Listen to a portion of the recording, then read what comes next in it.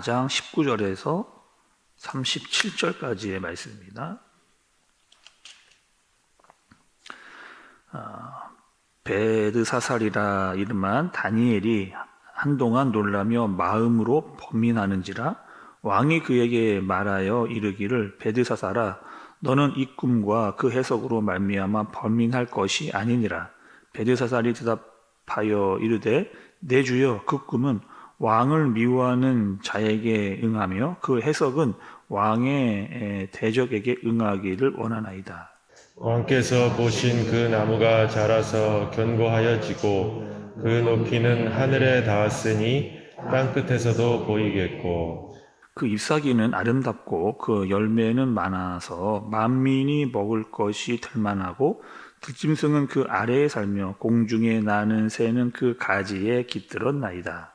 왕이여 이 나무는 곧 왕이시라. 이는 왕이 자라서 견고하여 지고 창대하사 하늘에 닿으시며 권세는 땅끝까지 미치심이니이다.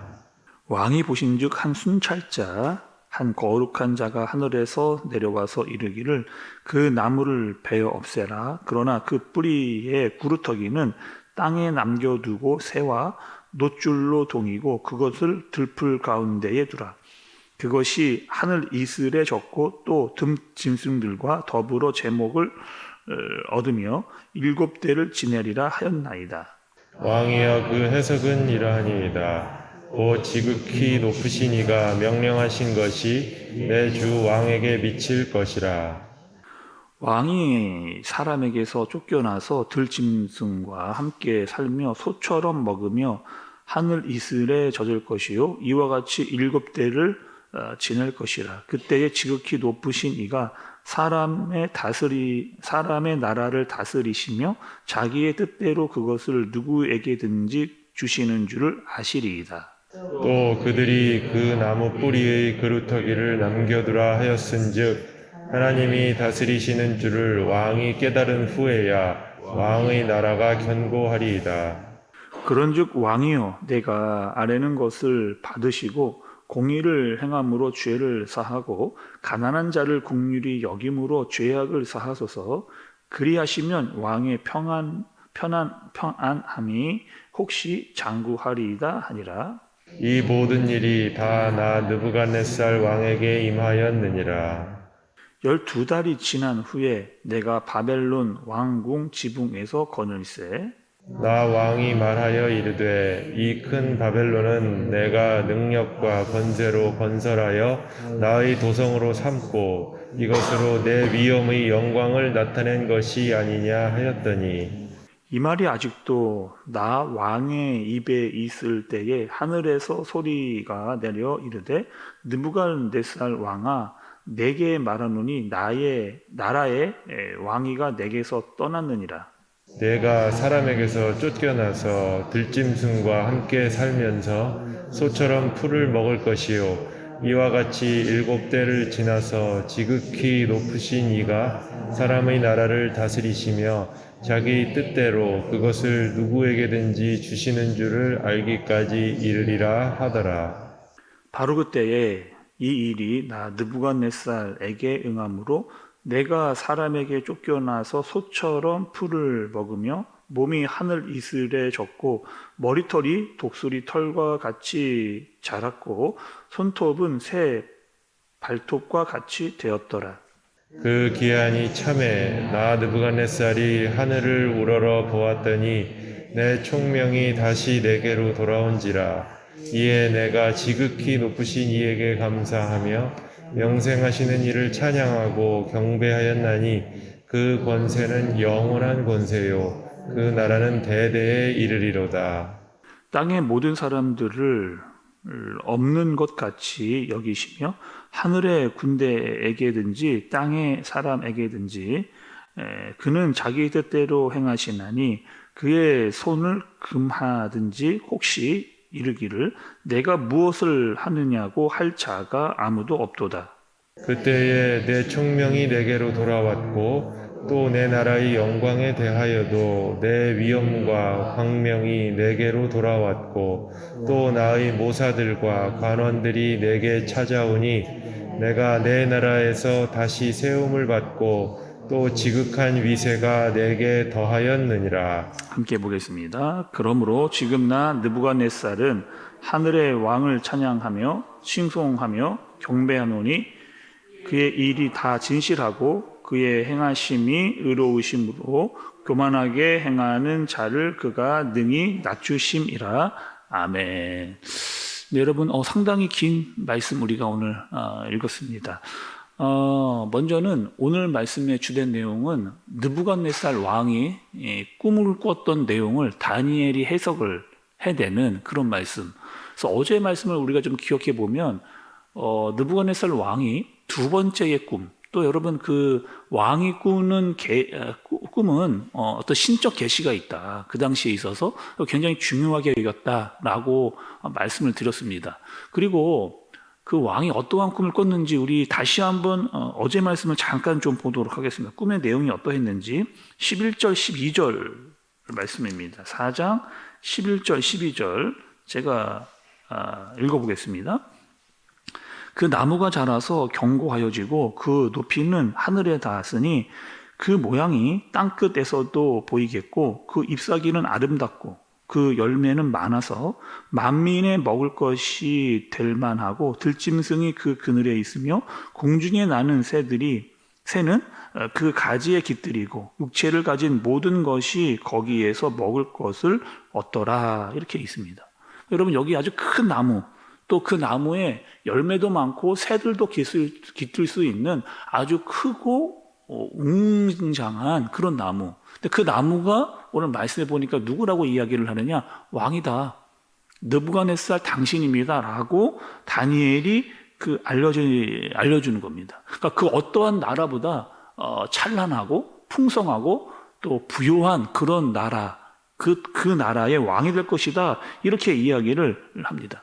근데 그렇게만 되면 좋겠는데, 그것으로 끝나면 좋겠는데 갑자기 하늘에서 한 순찰자가 내려오게 되는 거죠. 그리고 그 순찰자는 그 나무를 베어버릴 것이다. 그리고 그가 누렸던 모든 풍성함을 다 한 번에 잘라버리게 될 것이다. 잃어버리게 될 것이다. 그렇게 이야기를 합니다. 그리고 더 무서운 것은 왕에게, 그 당시 그 느부갓네살 그 왕에게 들짐승처럼 될 것이다 라고 하는 그 얘기를 하게 됩니다. 그리고 그 잘라낸 나무의 구루터기가 남아있게 될 텐데 때가 되면 하나님께서 그것들을 회복시킬 것이다 라고 하는 이야기를 해주고 있는 겁니다. 그러니까 사실 다니엘이 이 이야기를 하기가 쉽지는 않았을 거예요. 느부갓네살 왕에게 당신은 잘 나가다가 한마디로 말하면 꼬꾸라질 거다 이렇게 이야기하는 거거든요. 그리고 들짐승처럼 그렇게 너는 살 것이다 라고 하는 그 이야기입니다. 그러니까 왕에게 이렇게 이야기하기도 어려웠을 것이고 얘기를 한 다음에도 완전히 분위기가 냉랭해졌을 겁니다. 그리고 그것을 듣고 있는 왕이나 신하들의 얼굴의 낯빛도 다 변화해지는 그런 상황. 그래도 다니엘이 이야기할 수 있었던 것은 하나님의 권위로 그 누구도 해석할 수 없는 꿈의 내용을 해석해냈기 때문에 또 아무도 다니엘을 어떻게 함부로 할 수 없는 그런 위치에 다니엘이 있었던 거죠. 그리고 오늘 말씀 보면 시간이 흐른 것을 볼 수가 있습니다. 여러분 28절 말씀 보세요. 이 모든 일이 다 나 느부갓네살 왕에게 임하였느니라 이렇게 이야기하면서 29절에 보면 12달이 지난 후에 이렇게 이야기합니다. 그러니까 그 꿈을 꾸고 다니엘이 해석을 해준 다음에 12달, 거의 1년이 지난 때에 또는 27절도 좀 보세요. 그런즉 왕이여 내가 아래 없는 것을 받으시고 공의를 행함으로 죄를 사하고 가난한 자들을 긍휼히 여김으로 죄악을 사하소서 그리하시면 왕의 평안함이 혹시 장구하리이다 하니라 이렇게 이야기합니다. 그러니까 이게 무슨 내용이냐면 느부갓네살이 꿈을 꾸고 다니엘이 해석을 해줬습니다. 근데 그 모든 내용들을 다 왕이 잊어버렸어요. 그리고 다시 원래의 왕이 교만하던 모습으로 돌아간 겁니다. 그래서 다니엘이 그 왕에게 그렇게 이야기하는 거죠. 두 번이나, 여러분 오늘 27절의 말씀을 보면 두 번이나 당신의 죄를 깨닫고 당신의 죄악을 하나님께 용서함을 구하라 라고 이야기를 하고 있는 겁니다. 그러니까 이 느부갓네살이라고 하는 왕이 어떤 왕이었어요? 자기의 마음이나 심기를 거드리면 사람들을 함부로 죽여버리는, 그래서 풀무불에 이 다니엘과 세 친구를 집어던졌던 사람이 바로 이 느부갓네살 왕이었고, 그 당시에 정복의 시대였기 때문에 수많은 나라를 멸망시키고 사람들을 포로로 잡아와서 노예로 부리던 그런 때입니다. 또 유다의 왕도 어떻게 잡아왔느냐, 그 시드기야라고 왕을 두 눈을 뽑아서 끌고 갔던 왕이 바로 이 느부갓네살 왕. 그러니 다니엘이 이렇게 이야기하는 거예요. 당신의 죄악을 하나님께 구하고 용서를 구하고 공의를 행하라. 한마디로 하나님을 두려워해야 된다. 지금 네가 기고만장할 때가 아니라 하나님을 두려워해야 된다라고 하는 그 이야기를 이야기하면서 회개하기를 간절히 바랬습니다. 그런데 계속해서 이 느부갓네살이 자신의 꿈을 잊어버리고 1년 동안 시간을 허비해버리는, 다시 무자비하고 교만한 왕으로 돌아가는 그런 모습을 말씀이 이야기해주고 있는 거죠. 그리고 29절의 말씀을 여러분 보시면 그 왕이 바벨론 왕궁 지붕을 거느렸다 이렇게 이야기하고 있습니다. 여기서의 이 바벨론 왕궁 지붕은 실제로 이라크의 바벨이라고 하는 지역에 고대 7대 불가사리 중에 하나로 남아있는, 그 유적지가 남아있는 정원이에요. 아주 멋지게 또 아름답게 만들어 놓은 그 정원. 그리고 그 정원을 거니면서 왕이 이렇게 생각을 한 거죠.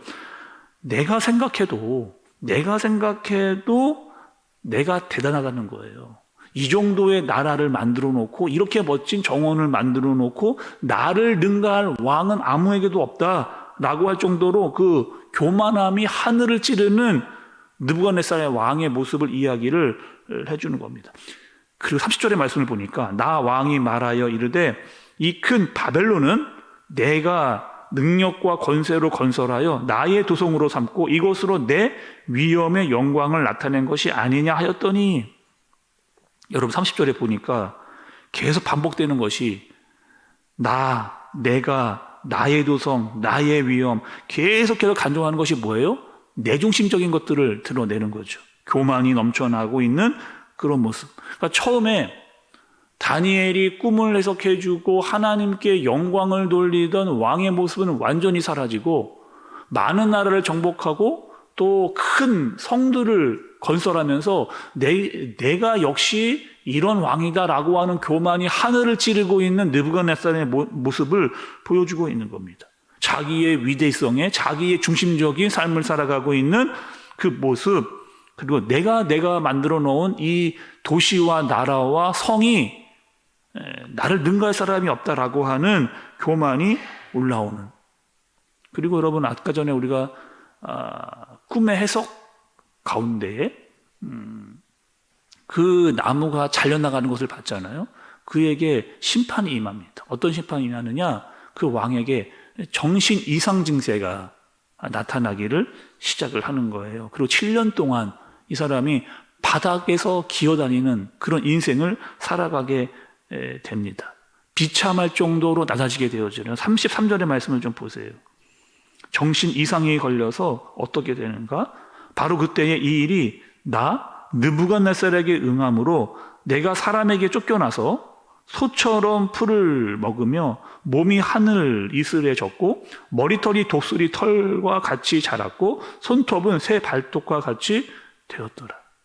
여러분 지금 느부갓네살이 한 나라의 왕이었고 아주 강력하고 부유했던 아주 잘 나갔던 왕이었는데 하나님께서 그 왕을 완전히 꺾으시는, 그래서 그 왕이 정신 이상 증세에 걸려서 소처럼 풀을 먹습니다. 그리고 머리털이 얼마나 지저분하게 자랐는지 독수리 털과 같이 됐고 손톱이 새의 발톱과 같이 자라나는 비참한 모습으로 그런 시간을 7년 동안 보내게 되어지는, 그리고 그 시간이 7년의 시간을 도난 후에야 왕이 자신의 잘못을 깨닫고 하나님께 돌아오는 그런 모습을 다니엘이 꿈으로 해석을 했고 실제 그러한 일들이 일어나는 것을 보게 되는 거죠.